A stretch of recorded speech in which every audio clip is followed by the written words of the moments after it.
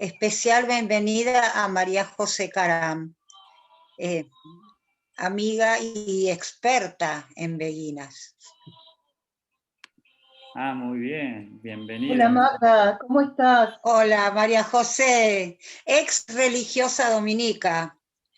Me queda grande eso de experta en beguina. Algo. Mira, ¿te ¿Algún acordás cuando beguinato?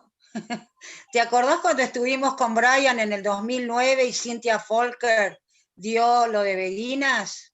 En Perú estuve yo, en Chiclayo. Ah, mira, no, yo no estuve ahí. Vos estabas en Puno, Sí, sí, sí. Bueno, fue eso, a mí me marcó esto de las beguinas que dio Cynthia Folker, por eso preparé este tema. Sí, sí, ella es más especialista en beguinas. Yo toco de oídos nomás. Vos no te quedás atrás. Así es, no, toco de oídos. En este tema, cuando estuve en Holanda, visité el antiguo beguinato en Ámsterdam, que ahora son pequeños departamentitos donde vive gente, ¿no? Pero está con el cartel y todo que dice que es un beguinato medieval. Sí, sí, ahora vamos a ir viendo algunos aspectos. Parece que despierta interés este tema, así que, bueno, a mí me despierta mucho interés este rol de la mujer en la Edad Media, ¿no? Sí.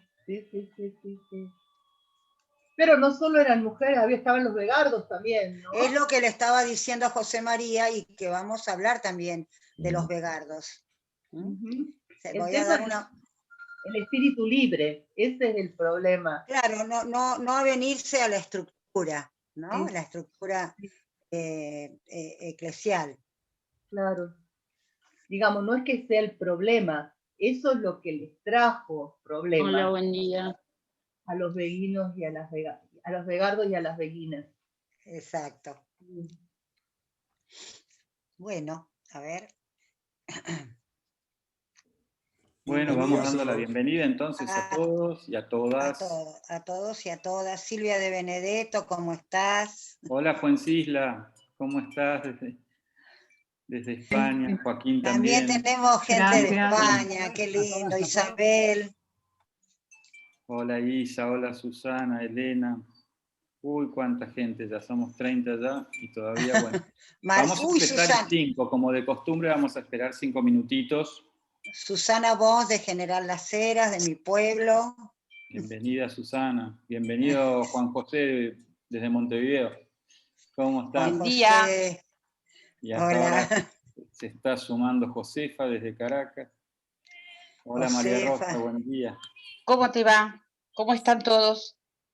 Hola. Bien, muy bien. Hola, buenos días. Hola Josefa, bienvenida. Gracias.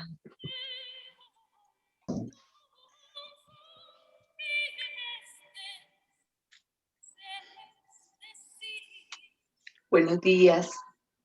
Buenos días. Buenos días, Marta.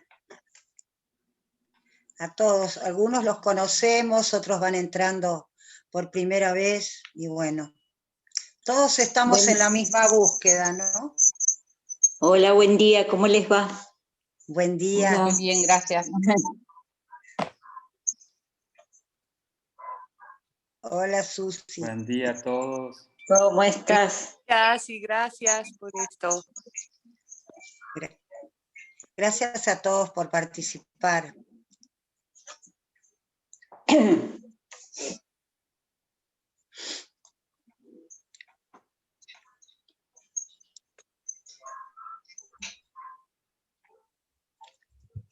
José María. Sí. José, hoy es el cumpleaños de Estefano. Es verdad, 49 sí. años. 49. Sí. Un pibe. Un pibe, sí. Impresionante. Gracias, sí. Sí. Hoy viste a la mañana, tengo recordatorios, me apareció, sí, es el cumpleaños de Estefano. Gracias por compartirlo, porque muchos acá lo conocen. Y lo queremos mucho, así que... Bueno, nosotros también lo tenemos a pocos kilómetros de acá de mi ciudad de Mercedes, así que nuestro asesor viene todos los meses. Bueno, hoy temprano, ya a las 6:30 de la mañana, nos estábamos mensajeando, y es impresionante, está tan popular con los buñuelitos, que ahora de todo el mundo tiene mensajes, mirá. Sí, totalmente, totalmente. Y cada vez en más lugares del mundo de habla hispana. Voy a empezar mi conferencia, acá, Andrés, en el Río de te la voy a Plata. mandar el link por si te interesa.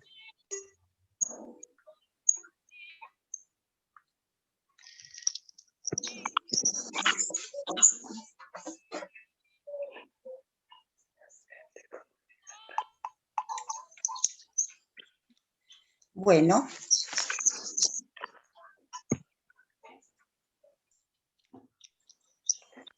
Un par de minutos más, Magda, mientras Dale. mando sí, 39.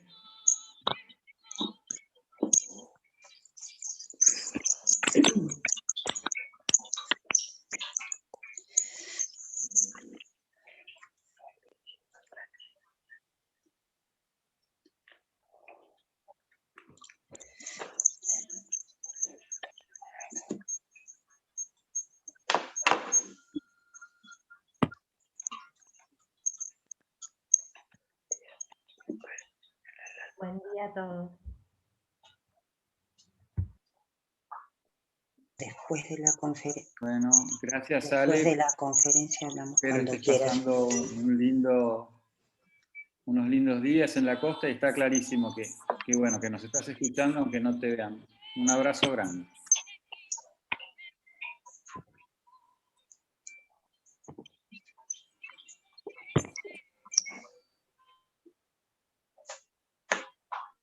Antes de empezar, pido disculpas si me tengo que retirar antes, pero quería estar Bueno, muchas aunque gracias. sea un rato, porque he estado bastante complicada y no me había sido posible estar en todas las actividades que han ofrecido ustedes. Bueno, bienvenida igual. Bueno, bienvenida, no hay problema. Muchas gracias por estar. Sí, gracias a ustedes. Por favor. Vamos a comenzar entonces con este interesantísimo o interesantísima comunidad que arranca en la Edad Media y todavía hay en la ciudad. Yo le contaba a Magda mientras charlábamos para entrar un beguinaje que tuve la fortuna de muy casualmente conocer, una oportunidad que se hizo en la ciudad de Brujas, Bélgica, uno de los seminarios John Main en el año 2018. Y realmente un lugar hermoso que también tiene la curiosidad que estaba en aquel momento a la venta y fue candidato junto con Bonbó a que sea la sede de nuestra comunidad. Finalmente la comunidad se inclinó por Bonbó en Francia, no en Bélgica, pero un lugar muy, muy hermoso y con una historia riquísima.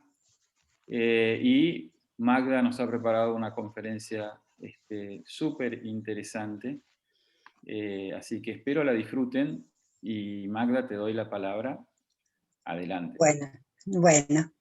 Buenos días a todos, o buenas tardes, porque tenemos gente de España que siempre nos acompañan, ¿no? en muchas actividades.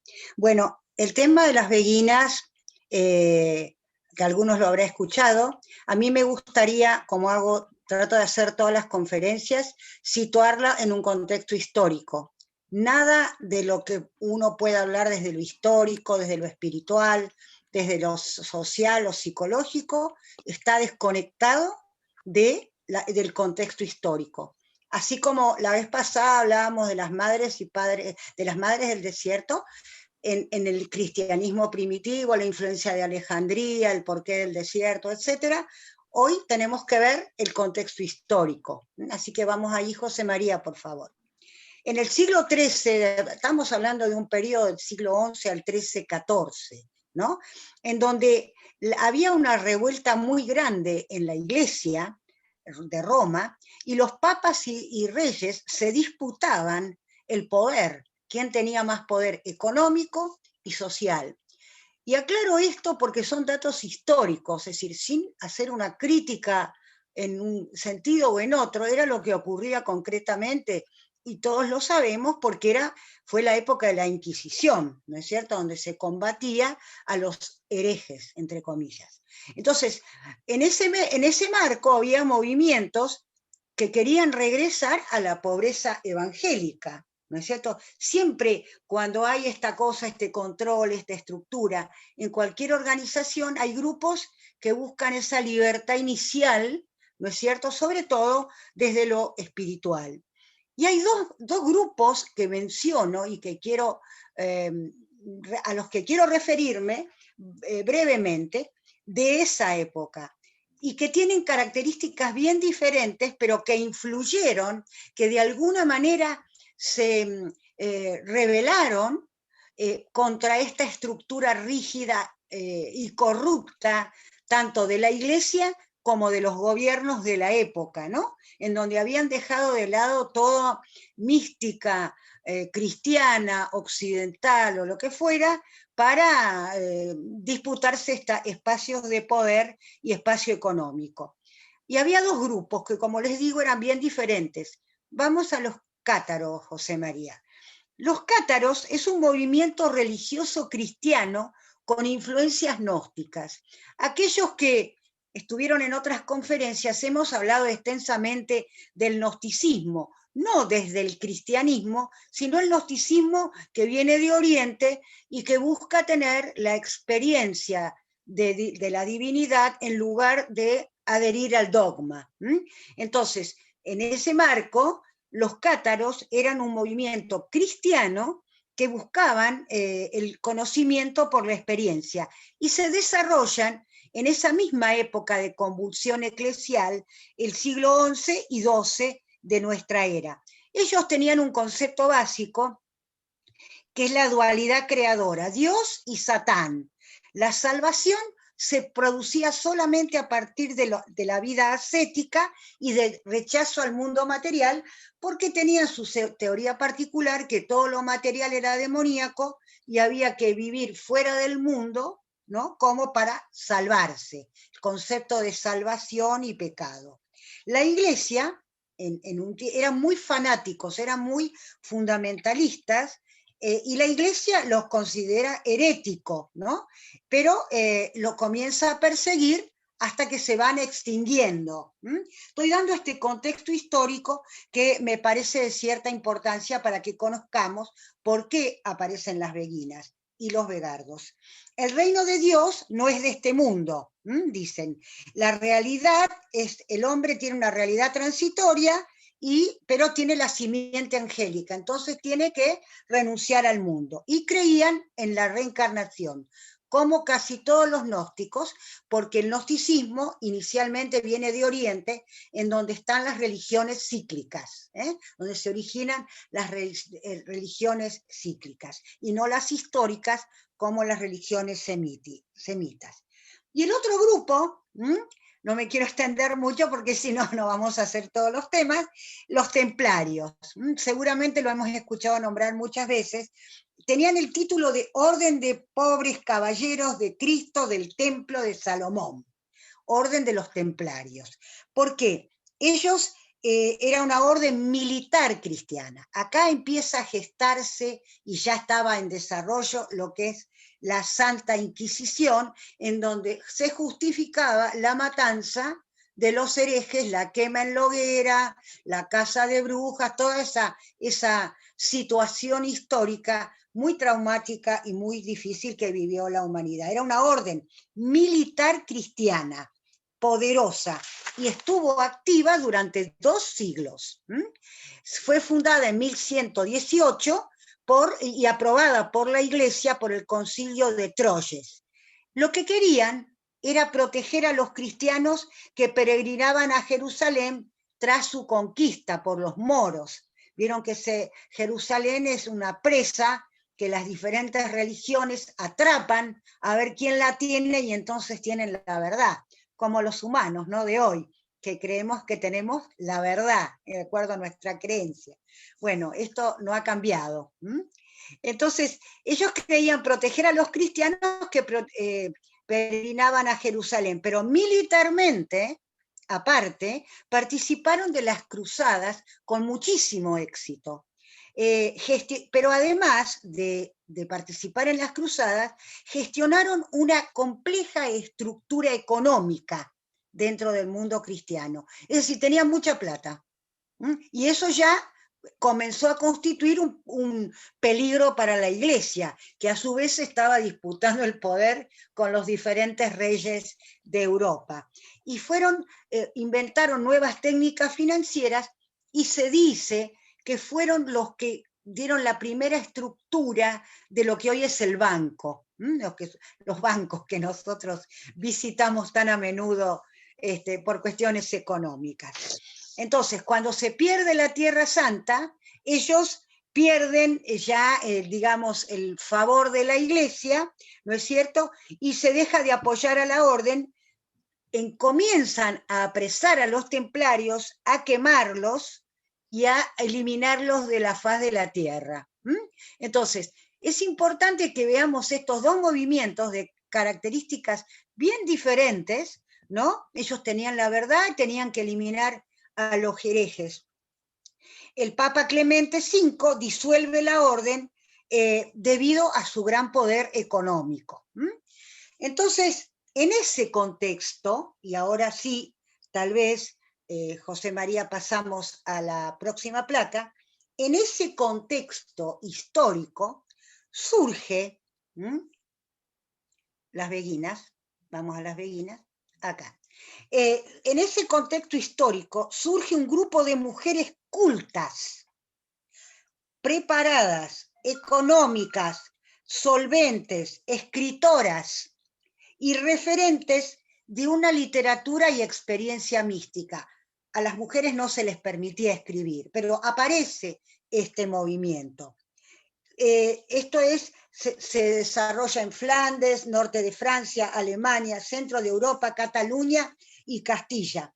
Es un movimiento que tiene una gran claridad, estableciéndose en lo que se llaman los beguinajes.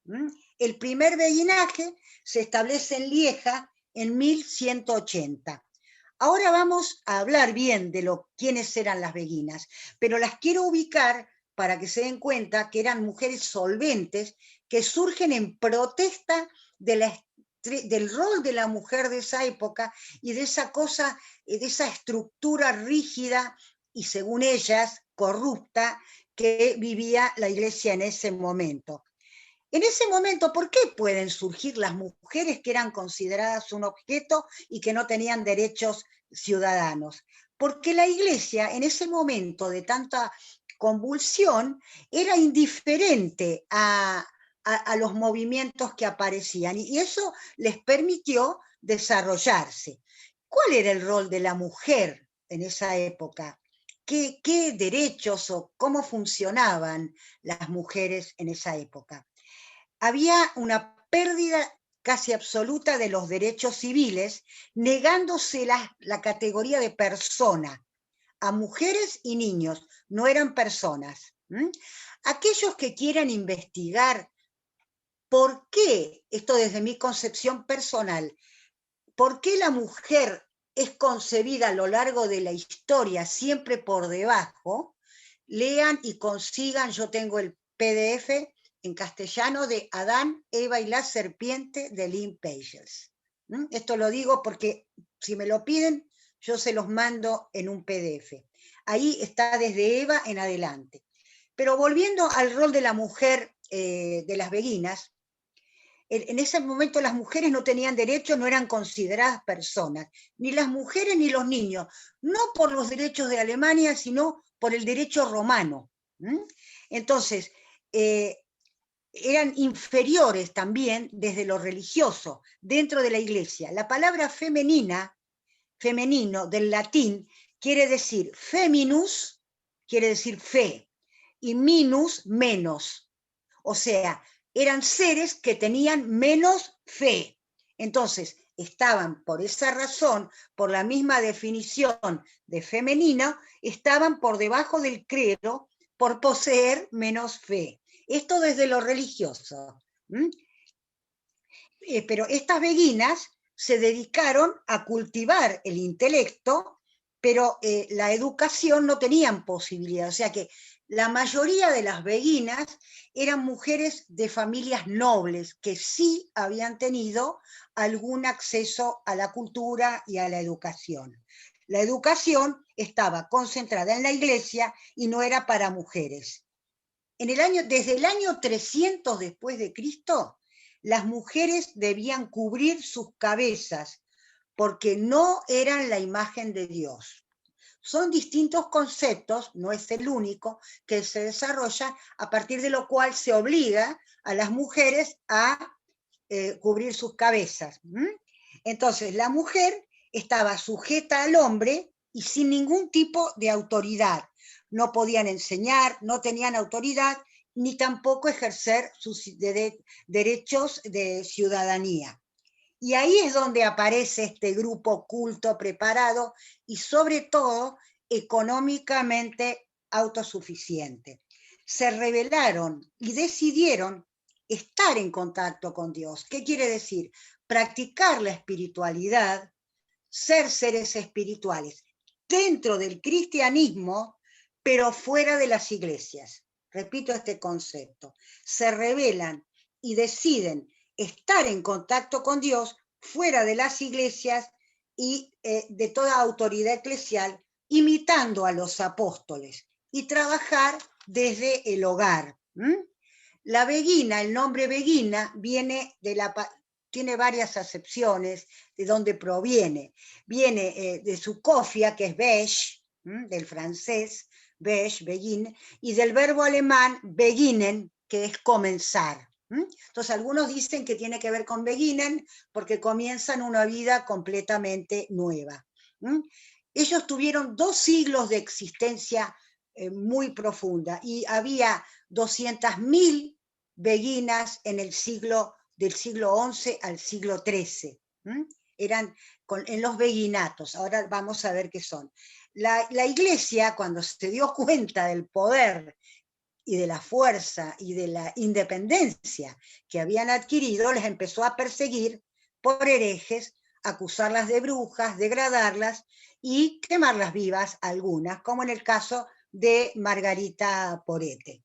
Su decadencia comienza con esta persecución, es cuando empiezan a decir que son brujas, que son malas, que son hechiceras, que no tienen autoridad. Bueno, empieza a decrecer esa importancia que ellas habían desarrollado, y se inicia la Inquisición, en donde los reyes se enfrentan, como yo les decía al principio de la charla, con el papado, mientras los reyes sustentan el poder temporal y la iglesia sostiene el control espiritual de las mentes europeas. Entonces, la persecución, ¿por qué se da? Porque la iglesia estaba en contra de determinadas cosas. ¿De qué estaba en contra en relación a las beguinas? Porque eran mujeres libres, porque ponían en evidencia la miseria moral que en ese momento atravesaba la iglesia, moral y espiritual del mundo clerical. Tenían experiencias místicas que escribían en sus libros, pero como no estaban autorizadas a escribir, porque no eran varones ni pertenecían a la iglesia, porque estaban fuera de la iglesia, entonces no podían escribir, pero igual escribían. Entonces hacían hincapié en la pobreza y no en la riqueza que en esa época ostentaba, y yo diría ahora, la iglesia. La iglesia hablaba de ortodoxia y las beguinas hablaban de experiencia, pero vivían lo que pensaban. Ahora, vieron que estamos ahora ayornados en el siglo XXI, que hay que vivir la experiencia y lo que pienso tiene que ser lo mismo que lo que digo y lo que siento. Bueno, eso ya lo decían ellas en el siglo XII. Nosotros no inventamos nada, siempre digo lo mismo. Bueno, y entonces, ¿por qué las empieza a perseguir? Porque la iglesia pasa de defender y ayudar al prójimo no la pobreza franciscana, etcétera, a perseguir fieles, infieles y herejes. Entonces, la Iglesia cambia la temática por esta cuestión de poder que estaba disputándole al poder de los reyes, y se las acusa entonces de brujas. Hay 4 puntos esenciales que no son demasiado importantes, pues no los vamos a recordar, pero hubo concilios concretos que las destruyeron, digamos, como organización, y comenzaron a combatirlas. En febrero de 1317, el concilio de Tarragona las excomulgaron. ¿Por qué? Porque primero no las quemaban todavía, las excomulgaron porque vivían en comunidad, escribían libros teológicos y en lenguaje vulgar. Y este es un dato importante. Ustedes saben, o no, pero yo me enteré también, que el único lenguaje en el que se podía escribir desde lo teológico era el lenguaje latín, el lenguaje eclesial. Y todas estas beguinas se escribían en el lenguaje vernáculo, es decir, si eran holandesas en holandés, si eran inglesas en inglés, si eran francesas en francés. Y la Iglesia no podía tolerar eso. Entonces, al escribir libros teológicos en lengua vulgar, las excomulgaron en 1317, y además no tenían permiso para predicar. En 1312, el Concilio de Viena, Papa Clemente V, las condena, y entre comillas, por su modo de vida, porque debe ser prohibido y excluido de la Iglesia de Dios. En 1318, Juan XXII prohibió el estilo de vida independiente, digamos, que alguien se llamara cristiano fuera de la Iglesia. Y en la bula de 1452, el Papa Nicolás V trata de ayornar la situación, miren que ya estamos hablando de otro siglo, tratando de que las beguinas entren dentro de las órdenes religiosas establecidas, cosa que en algún punto sí ocurrió. Ahora vamos de lleno, creo que a la próxima, no sé si hay otra, el rol de la mujer. A ver, sí, características, esto. Ahora vamos a las características.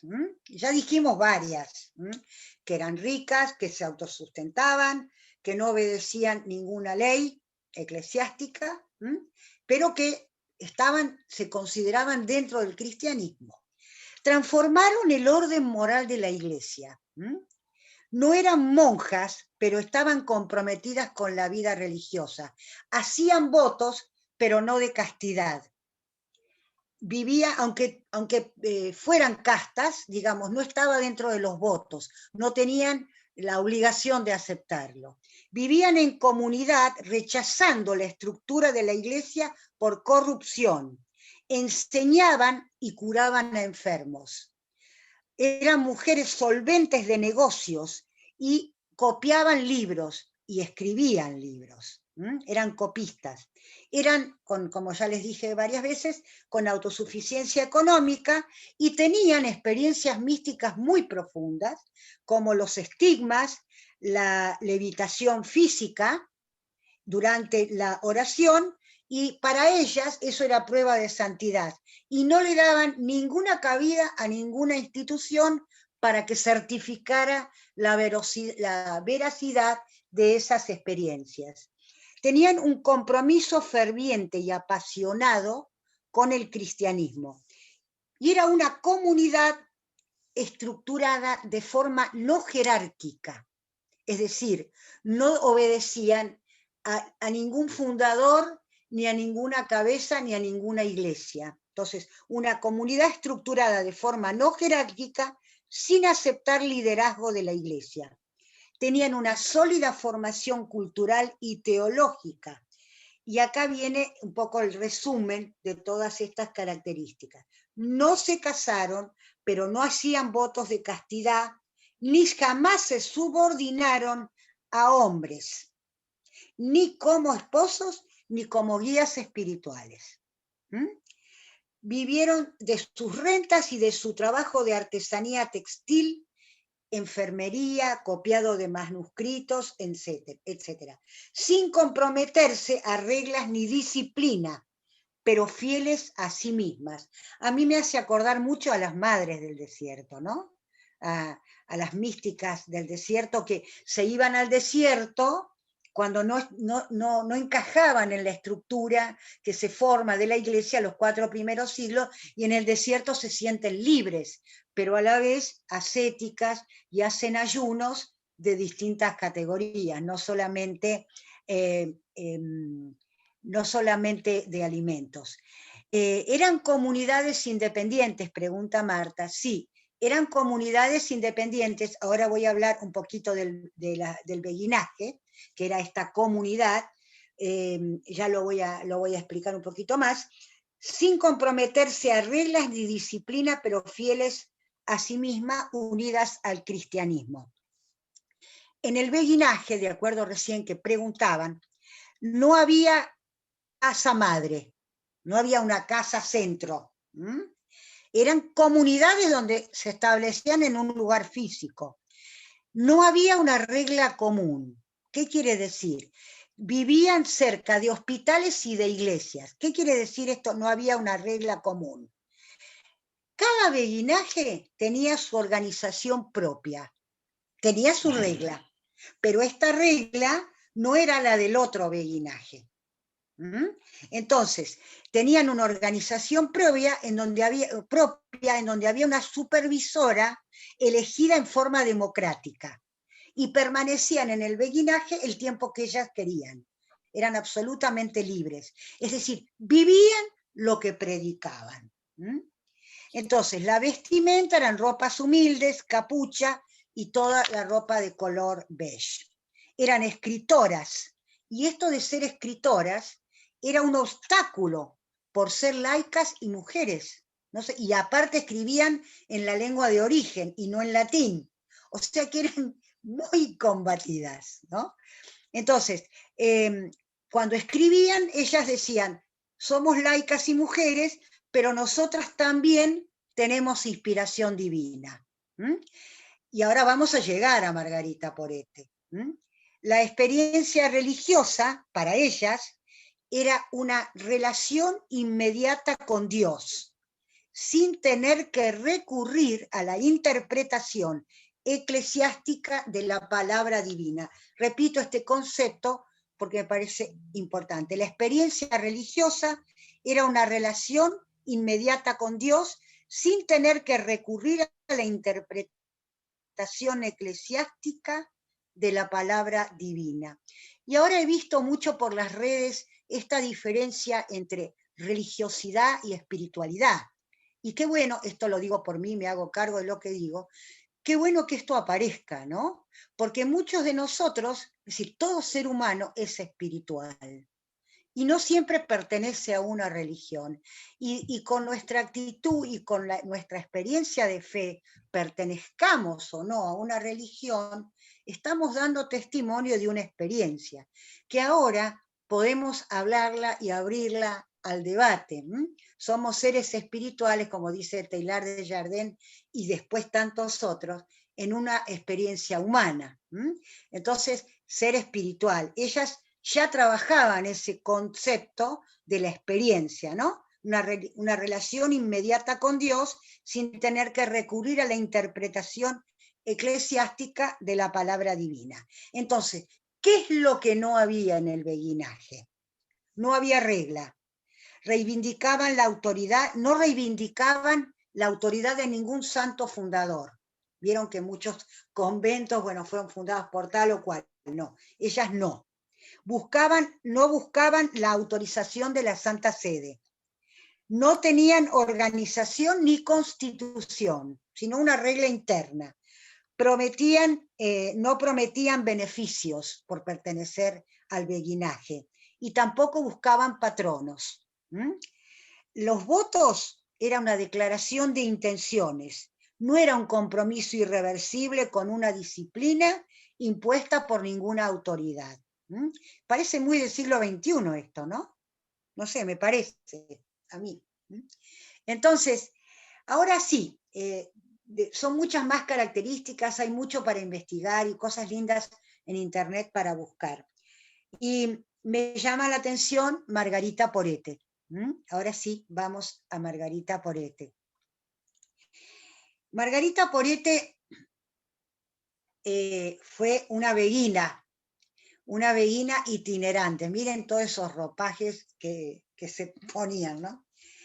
Era una beguina, ¿no es cierto?, que nació alrededor de 1250 y muere en 1310 quemada, ¿no?, en la hoguera. Margarita Porete es una beguina itinerante y escribe un libro. Repito, todas las beguinas escribían de alguna manera un libro porque eran personas cultas y teológicamente cultas, ¿no?, filosóficamente cultas. Margarita Porete escribe un libro.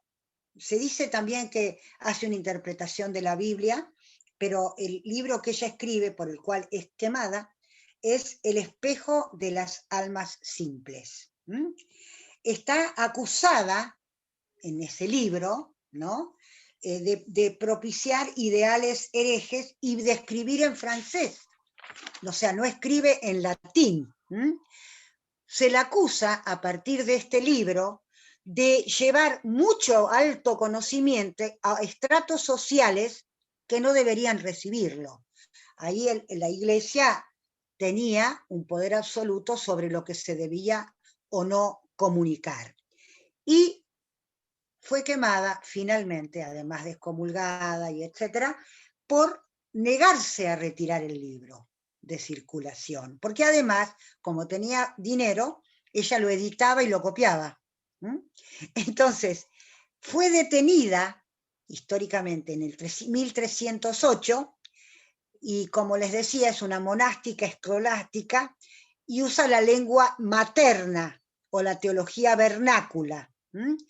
Y ese libro lo que plantea es su propia experiencia mística. Ella genera a partir del libro, repito, no es la única, es la más renombrada, genera un modelo nuevo de religiosidad femenina. Fue quemada por haber traspasado y trascendido las divinas escrituras, errando, de acuerdo a la Iglesia, en los artículos de fe y sacramento del altar, con palabras perjudiciales y contrarias, siendo condenada por los maestros de la Iglesia. Esto fue todo un proceso que duró 2 años, porque le pedían que se arrepienta para no quemarla, sería, ¿no? Bueno, bajo pena de excomunión, primero la excomulgan, la detienen y la excomulgan. Persevera y busca apoyo, como era una mujer que tenía muchos contactos, busca apoyo entre los que tienen autoridad en el marco del poder y dentro de la misma institución de la Iglesia, pero permanece encarcelada 1 año y es lo que se llama una hereje reincidente. Entonces, es quemada en la hoguera. En esa época había 3 temas que la preocupaban mucho a ella, que era este juego de intereses entre el rey, ¿no es cierto?, que quería terminar con los templarios. No se olviden, por eso hablé de los templarios y los cátaros, para que vean que la Iglesia se veía desde lo que ella creía que era la realidad y desde su estructura, se veía atacada, o no tanto por los templarios, pero sí por los cátaros, que estaban en contra de toda esta estructura, y también por los templarios por su excesivo poder económico. Entonces, había un juego de intereses en esa época, ¿no?, que el rey de Francia y la Iglesia querían acabar con los templarios y controlar desde el rey la política del papado. O sea, toda una cuestión política que yo les digo que es muy importante tener en cuenta cuando hablemos de cualquier místico o mística. Hay que tener siempre en cuenta esa estructura, esa historia. Además, había ya un malestar de la Iglesia contra las beguinas, porque tenían demasiado poder.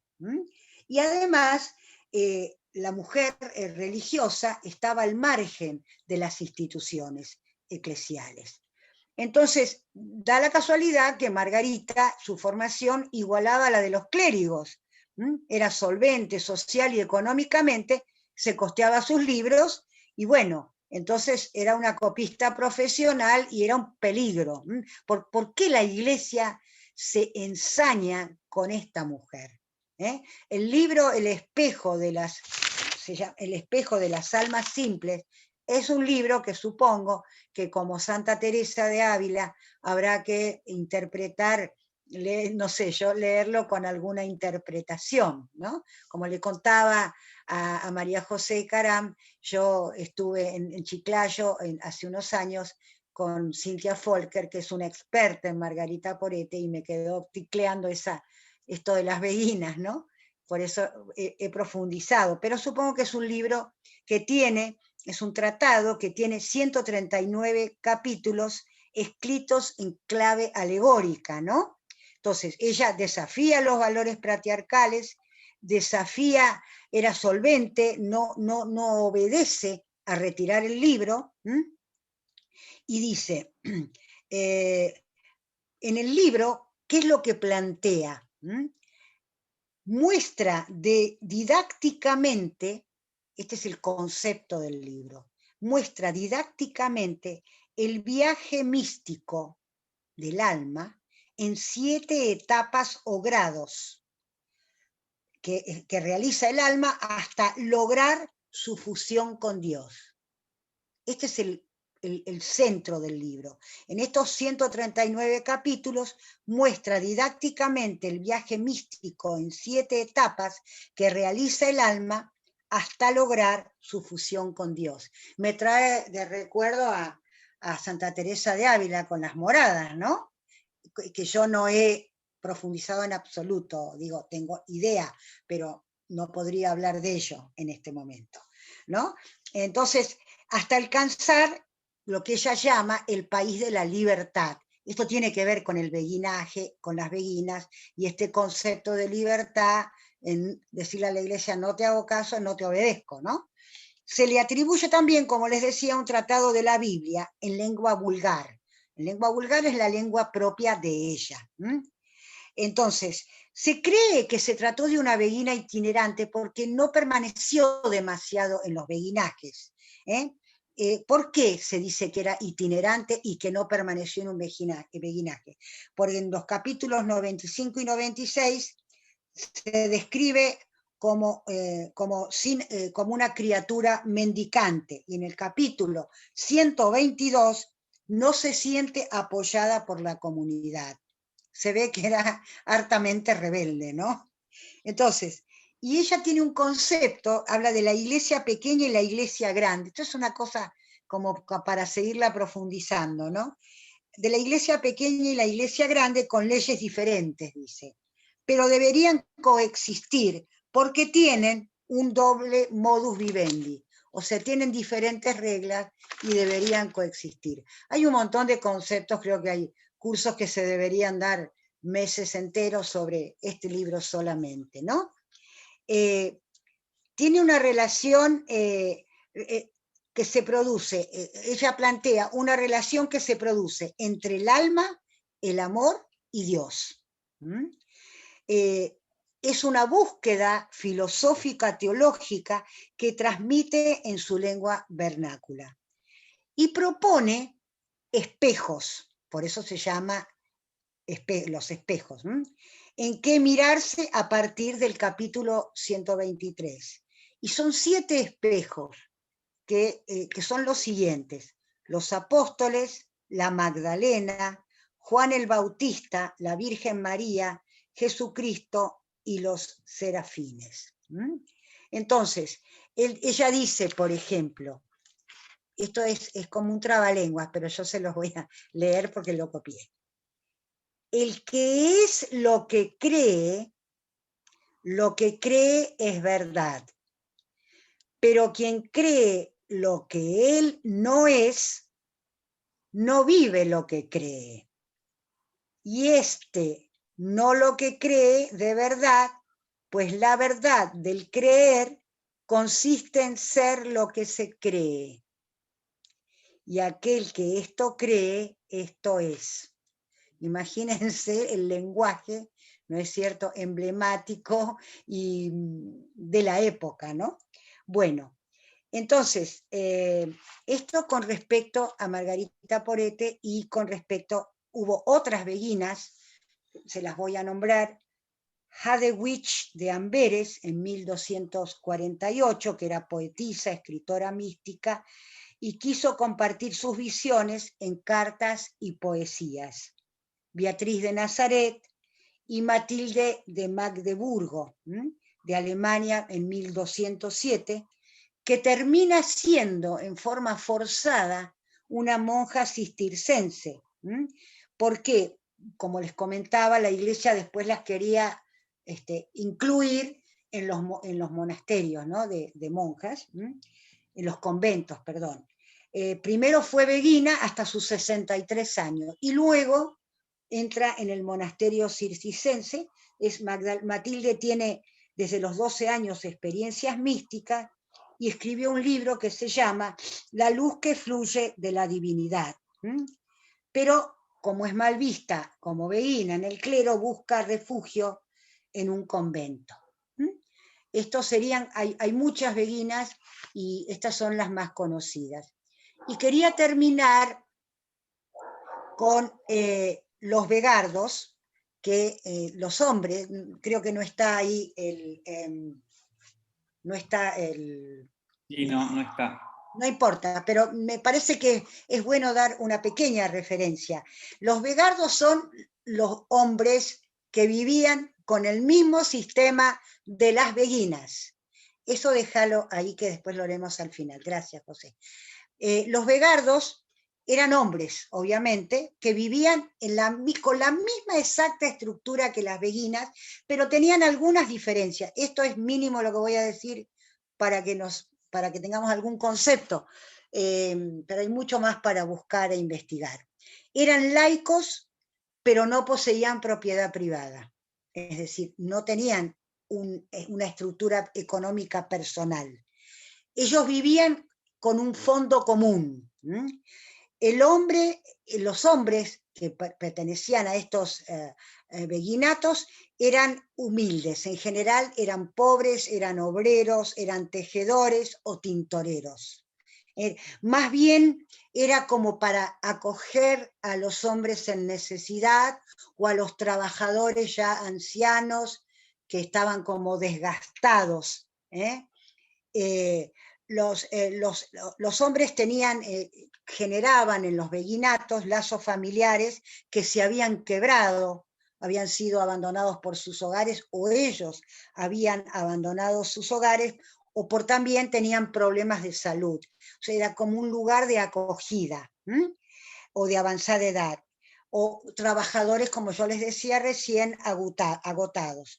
Buscaban construir al hombre interior, también tenían una impronta religiosa cristiana, pero hay un pequeño detalle: su misticismo, como en las beguinas era fuerte y cuestionaron la iglesia y vivieron fuera de la iglesia como cristianas verdaderas y solventes, su misticismo pudo convertirse en panteísmo, desarrollando opiniones y situaciones que no armonizaban con la fe católica. Se fueron como para distintos lugares, y también desaparecieron. Acá copié de una de las trabajos que saqué información, me impactó el poder de síntesis de la que escribió uno de los trabajos sobre las beguinas, María Milagros Rivera, y lo voy a leer, porque para mí es un homenaje realmente a estas mujeres. Las beguinas quisieron ser espirituales, pero no religiosas. Quisieron vivir entre mujeres, pero no ser monjas ni canonesas. Quisieron rezar y trabajar, pero no en un monasterio. Quisieron ser fieles a sí mismas, pero sin votos. Quisieron ser cristianas, pero no en la iglesia, ni en la iglesia constituida, ni tampoco en la herejía. Así que, bueno, esto realmente me pareció un tema interesante. No sé si esto sería como el final. Me gustó muchísimo trabajar este tema, y no sé si alguien quiere decir algo, y adelantarles que bueno, que qué bueno esto, como me decía una de las personas recién del chat, que ya tienen algunos que han pedido el Adán, Eva y la serpiente. Y repito siempre lo mismo, ¿no? De mi maestro Bill Griffith. La religión, en cuanto viva, está en permanente evolución. Entonces está constituida por seres humanos que con la mejor intención buscan encontrar el propio camino espiritual. Entonces, desde mi perspectiva, esto no es como una cosa de debate o confrontación desde ningún punto de vista, sino más bien de ver por qué llegamos a donde llegamos y tratar de explicarnos la situación actual de la mujer, tan controvertida hoy en día, sobre todo en la Argentina, ¿no es cierto? Sin confrontar, sin enojarse con nadie, ¿no? La religión va evolucionando, y las mujeres nos vamos defendiendo, como los hombres también se van defendiendo, porque yo siempre digo que los hombres también son muy castigados en nuestra sociedad, de diferentes maneras, ¿no? Entonces, no es el lugar de ningún tipo de confrontación. Simplemente he pretendido ilustrarme yo, en primer lugar, sobre un tema que es para mí apasionante.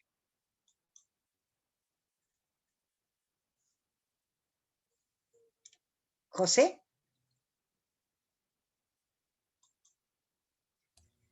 Felicitaciones, Maggie. Esto nos da fortaleza para seguir luchando como mujeres y también aceptando nuestra parte masculina y aceptar a los hombres también. Muy hermoso. Gracias, Maggie. Gracias, querida María Encarnación, desde Ecuador. Muchas gracias. Sí, ¿quién sos? Silvia Di Benedetto. Hola, Silvia, ¿cómo estás? Me tomé el atrevimiento de poner el PDF de El espejo de las almas simples en el chat. No sé si lo vieron. Así no, que... bueno. Puse, porque yo lo tenía en mi ordenador. Sí, qué bueno, tenía. Si querés, Silvia, me lo mandás por mail, y cualquiera que lo quiera, yo se lo mando. Bárbaro. Muchas gracias. No, está bien. Muchas gracias. No, está bien. Magda, Silvia lo ha compartido en el chat, o sea, se puede descargar directamente, se hacen clic en el enlace. Bueno, yo soy muy... Silvia, pero también, bueno, para alguno que lo quiera después o tenga dificultad para descargarlo, muchísimas gracias, Silvia. No, muchísimas gracias. No, está bien. Maravillosa charla. Realmente, bueno, son quizás aspectos de la historia cristiana no tan lejanas. De hecho, la última beguina, de acuerdo a Wikipedia, ¿no? Fallece en 2013. Yo en 2018 conocí, todavía ahí en Brujas había, viviendo en comunidad, señoras ya muy grandes, ¿no? Así que gracias, porque creo que la gran mayoría de los católicos, cristianos y de la gente en general creo que conoce poco y nada acerca de las beguinas, ¿no? Y parece una historia tan adelantada en cuanto a las decisiones, ¿no?, de vida, que requiere elegir, hacer elecciones muy, muy fuertes, ¿no? Que puede ser inspiradora, yo creo que puede ser muy inspiradora. Yo por eso siempre rescato, ¿no?, esto de esta cultura del Zoom, y donde uno puede conectarse y sentir. Yo personalmente, esto lo digo por mí, me siento parte de la iglesia y soy muy protestona, ¿no? Siempre estoy cuestionando y siempre busco cosas nuevas y siempre discuto y estoy en contra, pero lo importante es construir, como dijo nuestro fundador de la Comunidad Mundial de Meditación Cristiana, John Main, todos somos iglesia, ¿no? Entonces hay que construir, y por ahí uno después va cambiando, porque Bill Griffith, que fue este místico que terminó viviendo en la India como 43 años de su vida, él buscaba el elemento común y decía, bueno, pero en el siglo I pasaba esto, yo digo en el siglo XII pasaba esto, y hoy pasa esto. Entonces, qué bueno, yo cuando digo el libro de Adán, Eva y la serpiente, es muy claro porque ahí el cristianismo fue lo que después configuró Occidente, como lo conocemos, ¿no? Entonces es muy interesante ver cómo el concepto de Eva, ¿no?, se va desarrollando a través de los primeros 4 siglos, que después lo toma la Iglesia de Roma y bueno, y seguimos como estuvimos, ¿no? Así que siempre hay que construir, hay que integrar, ¿no? Porque nosotros somos iglesia, por lo menos yo que me siento iglesia. Muchas gracias. Hay un sacerdote, perdón, José, quería agregar, hablando de esto, discúlpame. Hay un sacerdote, hablo de que somos iglesia, ¿no? Hay un sacerdote, se llama Joe Pereira, que creo que fue Diana de Lía que lo descubrió en internet. Es un jesuita de la India que practica el yoga, ¿no?, en las cárceles de la India, ¿no? Entonces, vieron que vamos a una iglesia y un sacerdote a lo mejor no está informado, o por ahí es temeroso. Siempre hay que respetar al otro que me dice, no, esto no, ¿no? Y dice, no, el yoga no es cristiano, o las mujeres ahora están en esta o cual situación. Realmente hay personas que están trabajando por esta integración, y me parece importante tenerlas presentes. Joe Pereira, búsquenlo porque está muy bueno. Perdón, José, te interrumpí. No, por favor, Magda. Tenemos ya algunas manos levantadas. Yo identifico primero a Juan José, luego a María José. Así que vamos en ese orden. Juan José, adelante.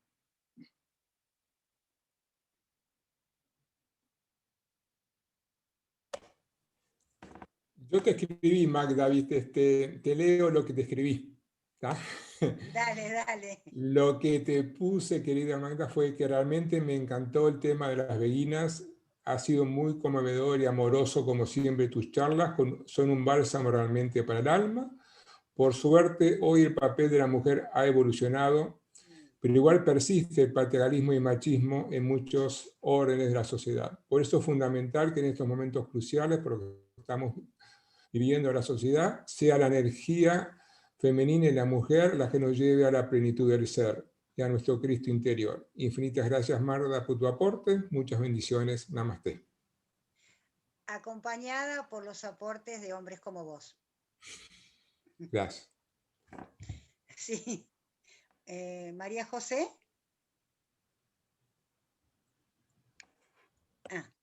Desmuteate. Sí, hay que abrir el micrófono, María José. Yo hice algún tiempo en la UNSA en Tucumán un curso con Blanca Garí sobre las veguinas y particularmente Margarita Poret. Yo también te lo puse en el WhatsApp, al mismo libro que compartió Silvia. Te lo puse en el WhatsApp. Porque no lo puedo subir, no sé por qué, dice que no desconoce la red, no lo puedo subir. Y te voy a subir también un esquema del espejo que nos dio Blanca en aquella ocasión. Estoy hablando de unos 8 años atrás, más o menos, que yo hice ese curso en la UNSA en Tucumán. Porque en la Universidad de Barcelona, en la Facultad de Historia, está el grupo Duoda que trabaja, o ha trabajado mucho este tema de las mujeres medievales. Interesadas sobre todo por el tema de la lengua vernácula, de la importancia de la lengua vernácula, de la lengua materna, y estas mujeres han tenido que estudiar teología para poder comprender los escritos de Margarita Poret y de las otras mujeres que vos también has nombrado, Mar. Eso es todo. Mira, me gustaría que me mandes todo a mi mail, tal vez, y yo lo distribuyo a las personas interesadas. Sí, yo siento, no sé, desde lo que puedo percibir, yo siempre digo que a veces hay autores que hay que esto para mí, hay que leer interpretaciones, ¿no? Por ejemplo, Teilhard de Chardin es difícil. Entonces, a veces es bueno leer comentarios o interpretaciones y, por supuesto, tener el texto, ¿no? de algunos libros. Por supuesto, si me lo mandás, María José, encantadísima, lo paso, ¿no? A mi mail.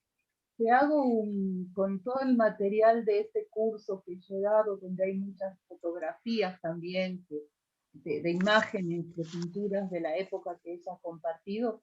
Yo tengo una carpeta, la voy a poner en el Drive y te comparto la carpeta y vos ves ahí que te sirve. Perfecto, perfecto.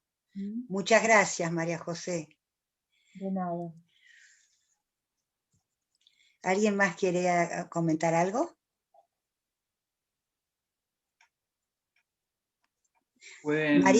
María Lanz, desmuteate, María, si quieres decir algo. Sí, gracias. Primero, mi reconocimiento. Realmente Magdalena tiene una inquietud y una presencia permanente de buscar más y entender más. Mi reconocimiento, Magdalena. Segundo, lo que más me impresiona de todo esto es que pareciera que no sé si el reto es integrar polaridades. A mí hay palabras que se me han quedado, ¿no? Entre lo religioso y lo espiritual, entre el hombre y la mujer, entre la rebelión y lo sumiso, entre Eva y María. En fin, es como que si la historia desde un comienzo nos planteara la necesidad de lo cotidiano y lo divino y el conocimiento, la escritura y lo que es el caminar y la experiencia viva. Este concepto de rebelión y sumisión para mí es muy profundo y pienso que es importante entenderlo entre lo humano, lo divino, el hombre y la mujer. Y me gustaría mucho profundizar sobre esto. Muchas gracias, María. Sí, bueno, la vida es una vida de contrastes, ¿no? Y justamente las beguinas, los cátaros, aparecen justamente ante el contraste de una iglesia institución rígida, bueno, con grados de corrupción, una lucha de poder. Entonces aparece lo contrario, ¿no? Yo personalmente los contrastes trato de entenderlos primero, como vos lo has planteado maravillosamente, y segundo, para mí el silencio es lo que me acerca más a la no dualidad, ¿no? Big Griffith dice que el Advaita, la no dualidad, Advaita es término sánscrito que quiere decir no dualidad en el hinduismo, él dice que la no dualidad se experimenta a partir del silencio y la meditación, ¿no? Los distintos tipos de meditación. Nosotros tenemos una meditación cristiana desde nuestros padres y madres de la iglesia, pero hay otras meditaciones que son tan buenas como esta y que también nos hacen experimentar. Y fíjate, María, cómo estas mujeres, ¿no? Y estas madres del desierto, y cuando hablemos de Etty Hillesum dentro de 15 días y de Stein, ellas experimentaban esa realidad no dual, esa totalidad, porque es como que hemos salido del útero y queremos volver a casa, ¿no? Como dice Tishan Han, ¿no?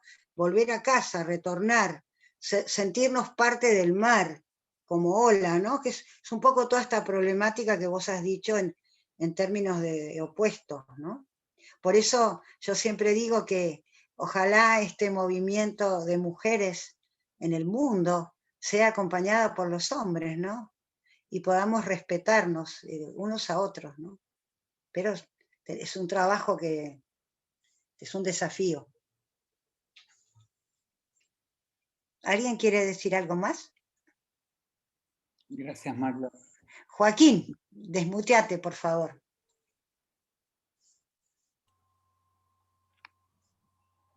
Buenas tardes. Buenas tardes. Bueno, la charla me ha parecido interesante. El tener conocimiento de la historia hace muchos siglos me ha parecido súper interesante en el papel de la mujer, centrándonos un poco en la mujer. Y un poco también en el papel de la Iglesia, la mirada hacia la mujer y hacia el hombre. Y es una parte de la historia, no deja de estar ahí. Es una parte de la historia que está ahí y la llevamos ahí también nosotros, como creyentes y como cristianos. Lo que el poder tener conocimiento de toda esta historia y de esta conferencia que nos has podido dar, Magdalena, de alguna manera a mí me aparecen las diferentes fotografías en el siglo XXI, ¿sí? Nos hemos trasladado, nos has llevado al siglo XIII, ¿sí? Y al siglo VIII o X, octavo o décimo, y estamos en el siglo XXI. No ha habido mucha evolución. Creo que prácticamente el hombre sigue siendo muy macho, y los que estamos intentando en un proceso de cambio y transformación somos muy marcados, porque nos llaman de todo también, es verdad. Nos dicen que somos muy raros, sí. El hombre vulgar, sí, en la sociedad del siglo XXI, tiene que ser el hombre de, bueno, el fútbol, te tiene que gustar el fútbol, te tiene que gustar diferentes pasiones, ¿no? Cuando hablas de diferentes temas, te dicen, qué raro eres, tío, eres muy raro. Tú estás en otro mundo. Y es verdad que tenemos grandes dificultades para podernos comunicar. Y es verdad que encontramos espacios como este dentro de la comunidad cristiana. Cuando hablamos de la mirada hacia la mujer, es verdad que yo digo, yo miro hacia la mujer también nos tiene que mirar a nosotros, porque tenemos diferentes carencias y partimos de diferentes carencias. La vida nos va marcando, nos va haciendo, y nos vamos transformando y haciendo y construyendo desde que nacemos, desde el seno de nuestra madre, ¿sí? Desde el vientre de nuestra madre vamos creando, haciendo y construyendo. Y es verdad que todos hemos vivido, yo tengo 65 y he podido vivir una sociedad mucho más machista. En aquellos años creía que era machista, pero ahora que veo a mis hijos que son jóvenes, no es por mis hijos, pero en el área de la juventud, digo, está apareciendo el mismo fenómeno, el machismo, el control sobre la mujer, todos esos fenómenos los llevamos ahí todavía. ¿Y qué decir de la Iglesia? No tengo palabras para ella, porque me avergüenzo de esa Iglesia. En el nombre de Jesús, las grandes herejías que dicen, y encima se vanaglorian de que son los mejores cristianos del mundo. Y digo yo, si levantaría Jesús la cabeza, diría, ¿pero qué habéis hecho con mis palabras, no? Es decir, yo hay veces que me pregunto dentro de mi comunidad pequeña, digo, puedo estar en contra del aborto, sí, pero ¿qué es mejor? ¿Que haya una ley que regule eso a que no haya una ley que no lo regule y que la gente que pueda lo haga y la gente que no pueda se muera, sí? Yo no soy quien tengo que juzgar, ni tengo que marcar a nadie una cruz si lo estás haciendo mal o si lo estás haciendo bien. Una ley lo regulará. Yo quizá no lo haría, pero tampoco tengo que juzgar a quién lo haga y por quién lo haga. Siempre bajo una regulación. Es decir, si a mí me han violado, ¿por qué no tengo derecho a decir, puedo abortar o no puedo abortar? ¿Quién soy yo para decir, estás haciendo mal? O en el tema de la homosexualidad, es lo mismo. Un homosexual, ¿por qué no puede entrar a la iglesia y no puede ser reconocido como cristiano y decir, me siento cristiano y homosexual? Todo eso hoy en el siglo XXI no se puede permitir. Cuando dentro de la iglesia sabemos que existe la homosexualidad y el lesbianismo, y me parece supernatural, digo, es que me parece supernatural. Descubramos todo ese tipo de cosas y miremos con la realidad y con un espejo transparente, limpio, que nos haga avanzar. Sí, que no vivamos una religión totalmente de miedo, del infierno, del castigo. Eso ya lo vivimos. No quiero eso. Yo quiero una fe transparente. No creo que Jesús se codeó con todo, con las prostitutas y con todo. Y hoy en día miramos la mirada a otro tipo de religión. Digo, ¿pero qué estamos haciendo? Todo eso me cuestiono. Y el poderte escuchar, Magdalena, me ha llevado a todo ese tipo de remordimientos. Es como si se me hubiese movido mi remolino y se me hubiese puesto en marcha, ¿no? Agradecerte tu testimonio, sí, para mí ha sido muy enriquecedor, porque de alguna manera, bueno, pues como buen cristiano, tengo que ser un buen cristiano, pero revolucionario. Digo, tengo que ser un cristiano protestante. No me puedo conformar. O sea, tengo que levantar la voz ante las injusticias y ante todo lo que nos dicen. Y cuando la Iglesia no dice nada ante ninguna injusticia, también la digo. Por favor, levanten la voz, ¿sí? Pero normalmente la callan y se alían también al poder. Porque la Iglesia, en el fondo, no es la Iglesia. El Vaticano, la jerarquía, es un poder. ¿Mm? De todas maneras, gracias. Mira, me gustaría decirte concretamente que seguramente hay muchos que estamos de acuerdo con tus conceptos. Para mí, estamos en proceso. Estas injusticias que existen ahora, cada una de las que has nombrado, cada uno tiene una opinión formada sobre cada uno de los temas. Pero para mí la vida es un proceso. Entonces, yo soy responsable, Joaquín, y te agradezco cada una de tus palabras, yo soy responsable de la crianza que le he dado a mis hijos. Yo soy responsable de la vida que llevo y de lo que predico o del ejemplo bueno o malo que pueda dar a los demás. Yo soy responsable de denunciar cosas que me parecen injustas. El tema de la iglesia es ancestral, por eso las madres, las prostitutas recuperadas, los homosexuales, los padres que no encajaban con la estructura se fueron al desierto. Y los atropellos que se cometían en las primeras épocas de la cristiandad eran iguales o mayores. Yo creo que he conocido muchos sacerdotes que vos vas con la meditación desde el cristianismo y te dicen eso no es cristiano. Nos pasó acá en Las Heras, donde vivo, y yo le contesté al sacerdote atrás de la reja, le digo, bueno, pero le aviso que 2 de sus catequistas meditan. Entonces me abrieron la escuela, estoy hablando del año 2007. Y así, yo mientras viva, Joaquín, y entiendo tu pesar, tu frustración, porque de pronto es esta cosa impotente, tratar desde el lugar donde uno está, decir lo que uno siente que tiene que decir y trabajar desde ese lugar. Porque si querés podemos seguir hablando 1 hora y media sobre todo lo que está mal. Entonces, creo que yo, por ejemplo, me tomo la responsabilidad de educar 3 hijos y ninguno de mis 2 varones es machista, eso te lo aseguro. Es como el granito de arena, seguramente tu granito de arena será tan grande o mucho más grande que el mío, ¿entendés? Y así todo, con respecto a los temas, a la homosexualidad. Yo cuando tenía 30 años, tengo un poquito más, como sabrás, tenía un amigo que era homosexual, donde estaba mal visto el homosexualismo. Yo era íntima amiga de él y de la iglesia Santa Cruz, donde daba la misa porque él tocaba el órgano, nos íbamos a su iglesia evangélica y yo participaba en las 2 ceremonias con él, y era mi amigo, ¿no? Te puedo dar el nombre. Pero es esto, ¿no? Así que gracias por tu testimonio, que seguramente muchos de nosotros y de nosotras tendremos muchas cosas que agregar al respecto.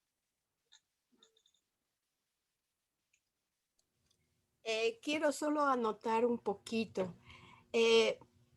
Yo creo que la responsabilidad de nosotros es ahora más grande que yo como religiosa, ¿no? Y por eso es que hay que irse fortificando en el espíritu, porque cuando habla el espíritu, no hay razón, no hay potencia humana que refute. Entonces, el espíritu es el que está hablando ahora a través de ti, Magdalena, y a través de muchos sacerdotes y religiosas que están tomando conciencia y estamos tomando conciencia. Porque y laicos, y laicos. Laicos, perdona, es que yo hablo como religiosa. Y laicos. Y laicos, entonces... Yo soy beguina.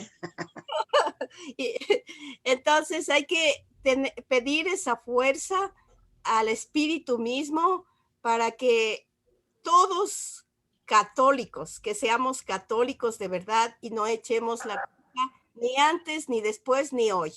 Gracias. Gracias, querida. Bueno. ¿José?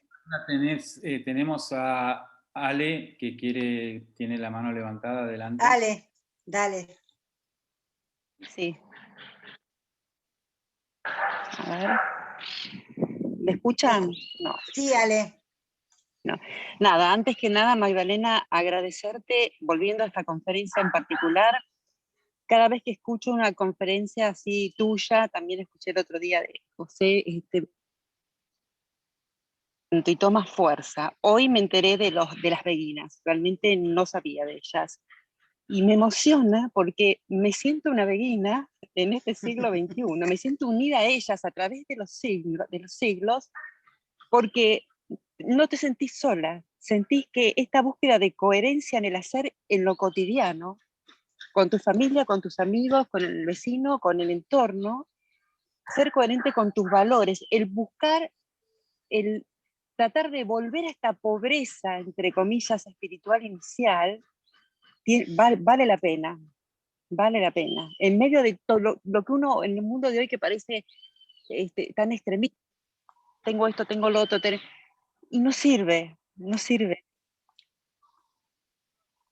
alegría o la fe, es otra cosa, pasa por otro lado, me encantó esa frase que dijiste, esa volver a la libertad inicial desde lo espiritual, volver a esa pobreza inicial. Y eso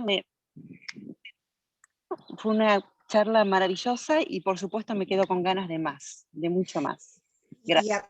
Gracias, Ale. Y acotando lo que decía Joaquín, yo cuando iba al secundario decían que los judíos eran de segunda clase y no había que hacerse amiga de las compañeras judías. Y ahora, gracias a Dios y al trabajo, es un proceso, la vida es proceso. Estamos todos unidos, somos seres espirituales, cada uno como puede, y cada uno dando lo que puede.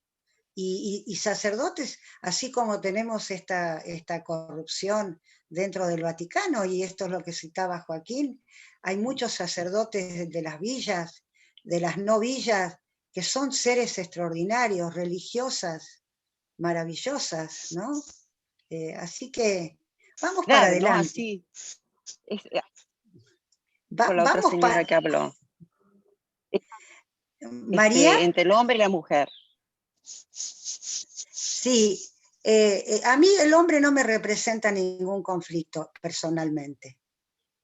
Más bien me gusta ver cuáles son sus necesidades, ¿no? Porque a veces nos hemos quedado mucho con la protesta, que es muy justa y muy válida, pero somos las dos polaridades, como decía María Lanz hace un rato, ¿no?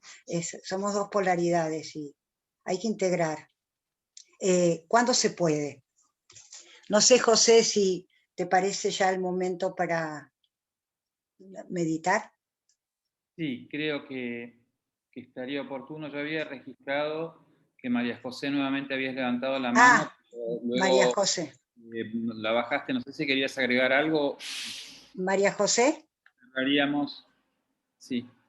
Nada, una resonancia sobre la no dualidad, que el redescubrimiento de, al menos en el lenguaje teológico, en el redescubrimiento de la unicidad fundamental de todo el género humano, se ha ido recuperando desde siglo pasado, el Concilio Vaticano II ha dado un puntapié muy importante en todo sentido, en el concepto de una sola historia, no hay historia sagrada, historia profana, sino que es una sola historia que todos compartimos, lo de Gaudium et Spes, los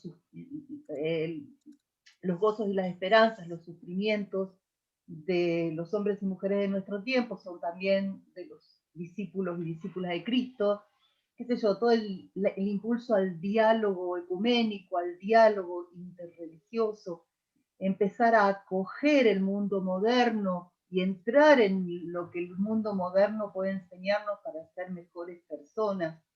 Coincido totalmente con que somos personas en proceso y que tenemos que tenernos mucha paciencia porque necesitamos tiempo y el tiempo, y ahí, sí, qué sé yo, lo mismo que dice el Papa Francisco en Laudato Si, todo está conectado y en nuestra casa común. Y después ese documento Fratelli Tutti, donde invita a la amistad social y a la fraternidad humana universal, y habla del papel que tienen todas las religiones en esto de hacer una humanidad nueva. Y la desgracia del COVID, que también nos ha llevado a tomar conciencia de que somos uno solo, de que no hay nadie que quede fuera. Incluso los escándalos que se están revelando en torno a las vacunas y todo eso, creo que vamos tomando conciencia de una unidad fundamental que nos une y necesitamos una ética de la unicidad, una ética que nos haga caminar realmente como hermanos, como hermanas, sin privilegios. Entonces, pero bueno, eso es trabajo, eso es ascesis y eso es don también. Así que mucha paciencia. Nada más. Muchas gracias, María José. Muy útil el comentario. Muchísimas gracias, María José. Bueno, la verdad creo que a lo mejor hay alguien más que quisiera compartir, pero ya estamos en... A ver, sí, Susana, que te veo hace un rato. Pero luego con Susana pido 1000 disculpas. Después de Susana cerramos, así pasamos a algunos minutos de práctica que tanta falta hace. Adelante, Susana. Susana, tenés que desmutearte. Ahí está, ahora. Ahí me dice. Bueno, muy interesante, como siempre, Magda, tu exposición. Y me alegró mucho escuchar todo esto, ¿no? Me identifico un poco con las beguinas, un poco bastante. Las beguinas en ese contexto histórico, y ahora somos beguinas en otro contexto histórico, creo que con algunas diferencias también, ¿no? Y me quedé pensando en lo que Joaquín aportó, que también muy interesante, desde mi lugar lo que yo creo que nosotras mujeres somos las que criamos a los hijos e hijas. Entonces, un poquitito, pues me llevó a pensar esto, ¿no? Sobre lo patriarcal, ¿no?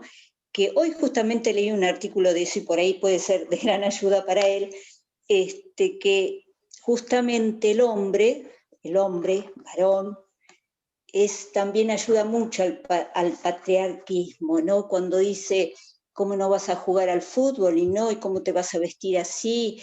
Y bueno, y es homosexual. El mismo hombre, su mismo género, lo lleva al hombre a toda esta cosa de patriarcal, ¿no? Que no lo respetan, justamente su mismo género, no respetan a las personas que tienen un pensamiento, una manera diferente de ser. Y le quería decir también a él, hay una página que yo sigo, que son cristianos, pero no están adheridos a la iglesia, se sustentan por sí mismos, creo que vos, Magda, la conocés, que es con Tomás Merton. Creo que las cosas que puede leer ahí él lo van a ayudar mucho. Y me quedé pensando mucho en esto de las beguinas, ¿no? Hoy por hoy, bueno, yo he estado en este momento, es como que no estoy en la institución de la iglesia, ¿no? Soy cristiana, practico varios tipos de meditación, pero soy cristiana, y es como que estoy viendo más de afuera muchas cosas, ¿no? He integrado la iglesia, he participado, he sido ministro de Eucaristía y varias otras cosas más, pero creo que en este momento no solo el cristianismo, la iglesia, sino muchas religiones están viviendo una situación de, no es la palabra rebeldía, sino un cambio, no sé qué palabra ponerle, ¿no? Es como una revolución, no solo el catolicismo, sino todas. Tengo esa sensación yo, todas. Y que por eso decía que me identifico con un poco con las beguinas, ¿no? En este momento es cuando vos dijiste nada se descubrió, hoy por hoy se dice el pensar, el hablar, el sentir y el hacer, todo tiene que estar en coherencia, en coincidencia, que no siempre está, ¿no? Y esto creo que parte desde uno mismo, ¿no? Que estar en coherencia con todo. Por eso mismo creo que estoy en este momento fuera de la institución, por eso mismo también, ¿no? Cada uno es responsable de lo que hace, dice y piensa. Bueno, en este momento de mi vida no tampoco critico, esto no es como un juzgar ni crítica, no, digo lo que estoy pensando y sintiendo actualmente en mi vida. Entonces, creo que me está ayudando mucho todo esto de las diferentes meditaciones. Bueno, muchas gracias. Al contrario, muy interesante. Todos los que aportaron, todo fue muy interesante. Muy interesante. Y gracias por este espacio. Gracias, Susi. Muchas gracias, Susana. Bueno, entonces los invito ahora a sentarnos con la columna erguida. Nuestro cuerpo es el templo del espíritu, en el silencio entramos en contacto íntimo con el espíritu y lo recibimos. Y tanto mejor, ¿no? Si el templo está ordenado y está preparado. Entonces, podemos hacer los movimientos que necesitamos para que el cuerpo esté lo más relajado posible. Y también la respiración nos ayuda mucho a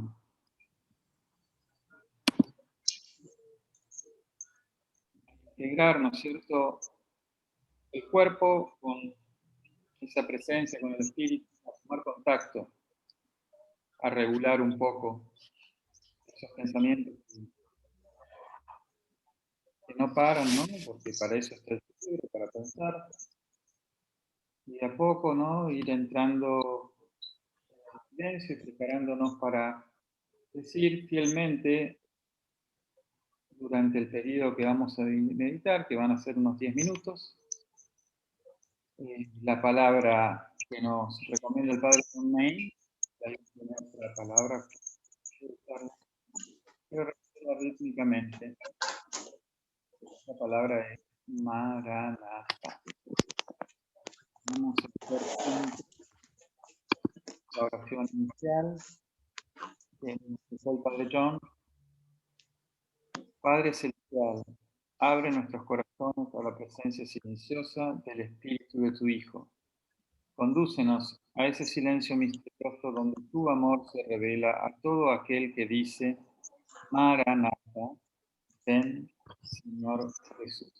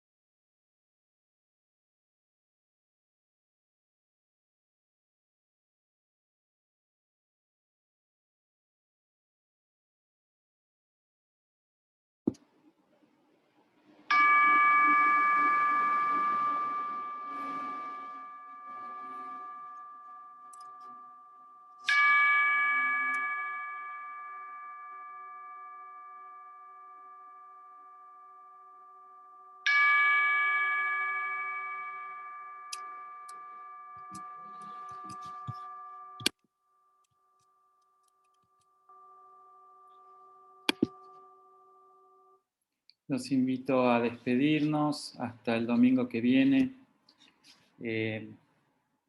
con esta oración que realmente es muy bonita, que escribió el Padre Lorenz y que habla, ¿no?, del espíritu de cuerpo que somos, unidos en el silencio, y que ese silencio nos fortalece para ser un poquito valientes como las beguinas, ¿no?, que creo que fue muy inspirador realmente. Magda, te agradezco, aprovecho las beguinas y los vegardos, por cierto. Que este grupo sea un verdadero hogar espiritual para el buscador, un amigo para el solitario y un guía para el desorientado. Que el Espíritu Santo fortalezca a los que aquí oramos para servir a todos los que vengan y acogerlos como el Cristo. Que en el silencio de este cuarto todo sufrimiento, violencia y confusión del mundo encuentre la fuerza que consuela, renueva y enaltece el espíritu humano. Que este silencio sea capaz de abrir los corazones de hombres y mujeres a la visión de Dios, y por lo tanto entre ellos en amor y paz, en justicia y dignidad humana. Que la belleza de la vida divina llene a este grupo y los corazones de todos los que aquí oramos con alegre esperanza. Que todos los que hayamos venido cargados con los problemas de la humanidad nos vayamos agradecidos de la maravilla de la vida humana. Te lo pedimos por Cristo nuestro Señor. Amén. Muy bien. Bueno, nos vemos, si Dios quiere, entonces el domingo que viene. Magda, muchas gracias. Pueden... Muchas gracias por todo. Adiós. Gracias a todos. Gracias a todos. Gracias. Adiós. Adiós. Muchas gracias. Gracias a todos.